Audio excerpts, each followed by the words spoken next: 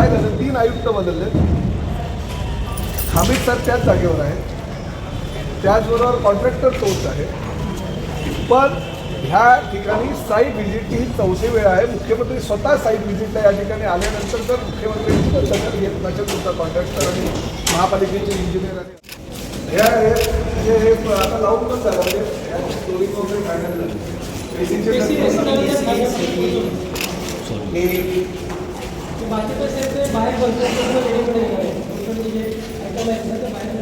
हो, पण आता तुम्हाला बाहेरचा एरिया पण करावा लागणार. हा आपला एरिया ठीक आहे, एक होत आहे, पण बाहेरच्या एरियासाठी लँडस्केपिंगसाठी वगैरे तुम्हाला दुसरी टीम लावलेलं आहे. अरे लेबर काम काय तुम्ही एवढं त्या जागा आहे ना महापालिकेची,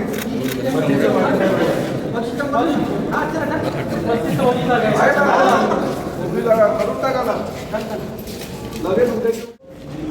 बैठ जाने का 5 तारीख को तो बैठने वाला हो.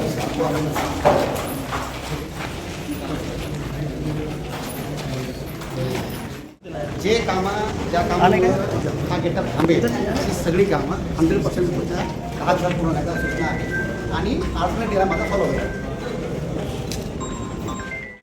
कंटिन्यू रकम नाही सकते.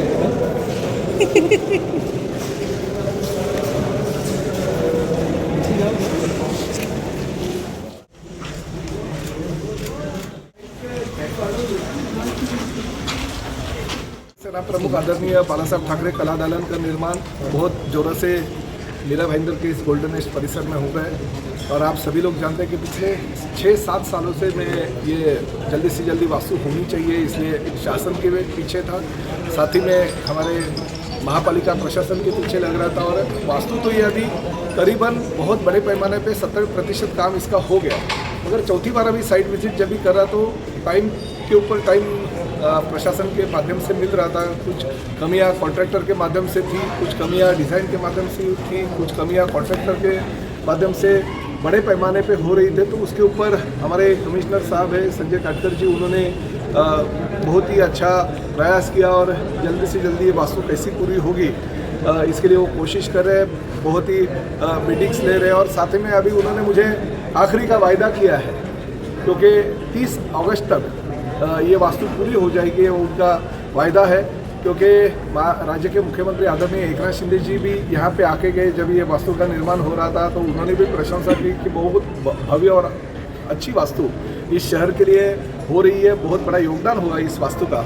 और आप जानते हो कि राज्य के मुख्यमंत्री बनने के बाद मैं जब भी उनके पीछे लग रहा था तो पहले तो नगर विकास मंत्री थे, तभी ये आरक्षण बदल के हमने इस पर ये वास्तु का जो 37 की प्रक्रिया थी वो पूरी करके वास्तु का प्लान सैंक्शन कर लिया. क्योंकि ये ग्रीन जोन में था पूरा ही, यानी रिजर्वेशन था यहाँ पे प्लेग्राउंड का और गार्डन का.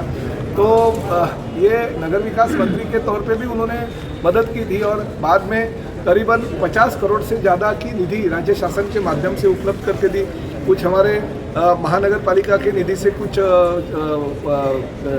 निधि दी गई है. हमारे यहाँ के सभी कॉरपोरेटर जो लोकल कॉरपोरेटर है 4 के 4 उन्होंने अपनी निधि दी है. हमारे विधायक निधि से कुछ फंड दिया गया है. तो ये सब मिलके ये स्वर्गीय शिवसेना प्रमुख बालासाहब ठाकरे जी के नाम की एक बहुत ही अच्छी और सुंदर वास्तु अभी निर्माण होने जा रही है. जिस वक्त मुझे कमिश्नर साहब ने टाइम दिया कि 31 अगस्त तक ये वास्तु मैं पूरी करूंगा और लोकार्पण उसका हो जाना चाहिए, तो मैंने एक ही कहा है, या तो मैं मुख्यमंत्री जी से 5 तारीख का टाइम लेता हूं ताकि उनके हाथों से इसका उद्घाटन किया जाए, लोकार्पण किया जाए, या तो मैं 5 तारीख को आपके दालन में उपोषण के लिए बैठ जाऊँ. 2 में से एक तो चीज़ होनी चाहिए क्योंकि आखिरी वायदों के ऊपर वायदे होते हैं.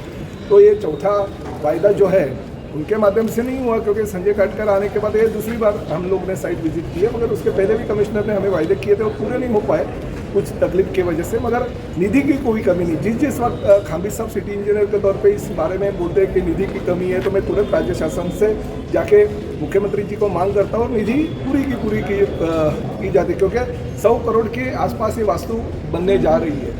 उसके लिए निधि की कमी कोई नहीं है, सिर्फ काम जल्दी होना चाहिए और उसके पीछे हम लोग लगे हैं. और अभी 31 अगस्त का डेडलाइन आयुक्त साहब ने दिया है, या तो 5 सितंबर मुख्यमंत्री के हाथों से इसका लोकार्पण होगा या 5 सितंबर को प्रताप सरनाईक महानगर पालिका में आयुक्त के दालन में बैठ जाएगी। दो में से एक तो चीज़ होती है, तो अंतिम निर्णय निश्चित रूप से आगे के 36 दिनों में हो जाएगा। और काटकर साहब ने अगर बोला है तो मुझे लगता है कि मुझे उपोषण की जरूरत नहीं पड़ेगी, क्योंकि अच्छा लोगों जो चीज़ है वो लोकार्पण होने के भी टाइम आ गया। क्योंकि अगर 5 सितंबर तक ये नहीं करेंगे, फिर गणेशोत्सव है, गणेशोत्सव के बाद में आचार संहिता लग जाएगी, फिर हम कर नहीं पाएंगे। इसलिए ये डेडलाइन आखिरी डेडलाइन है। तो मैं कोशिश जो कर रही है प्रशासन, उनकी प्रशंसा करता हूँ और निश्चित रूप से जल्दी से जल्दी पूरी हो जाएगी, ऐसे मुझे खात्री है। सनक साहब, आप खुद भवन निर्माता भी हैं, आपको लगता है कि 1 महीने में पूरा हो जाएगा?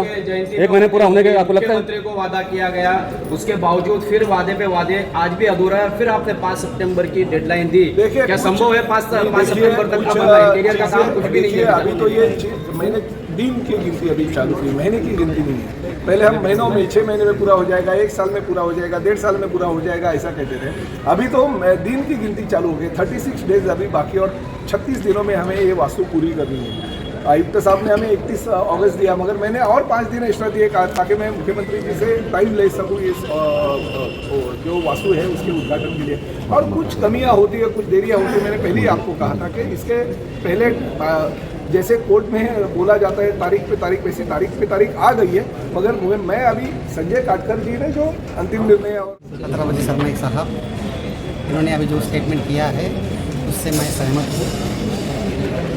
बाला साहब ठाकरे ये महाराष्ट्र का श्रद्धा स्थान है और उस श्रद्धा स्थान को जनमानस में के सामने रखने के लिए ये जो प्रयास महापालिका कर रही है, उस प्रयास का ये आखिरी पड़ाव है। इस मुकाम तक आने के लिए आमदार सरनाईक साहब हो, सम्मानीय मुख्यमंत्री आमदार एकनाथराव शिंदे सर हो, इनका बहुत बड़ा योगदान रहा है। इनके माध्यम से ही ये काम हो रहा है। और हमने जो इस काम के 3 कॉन्ट्रैक्ट निकाले थे, पहले इसका बेसमेंट का था, बाद में बिल्डिंग का था, और लास्ट में जो कॉन्ट्रैक्ट निकाला है वो लास्ट में कॉन्ट्रैक्ट ये इंटीरियर का और कुछ जीवन चरित्र के बारे में जो बाला साहब की चीज़ें हैं उसके बारे में है। तो ये हमने जो 31 अगस्त की जो डेडलाइन सेट की है वो कॉन्ट्रैक्ट के तहत है और 31 तारीख तक ये काम खत्म होना चाहिए। मैं सम्मान्य आमदार साहब के माध्यम से गुजारिश करूँगा कि वो मुख्यमंत्री साहब की अगर 5 सितंबर की तारीख ले लेते हैं तो उस दिन इसका लोकार्पण भी हम कर पाएंगे। शुक्रिया।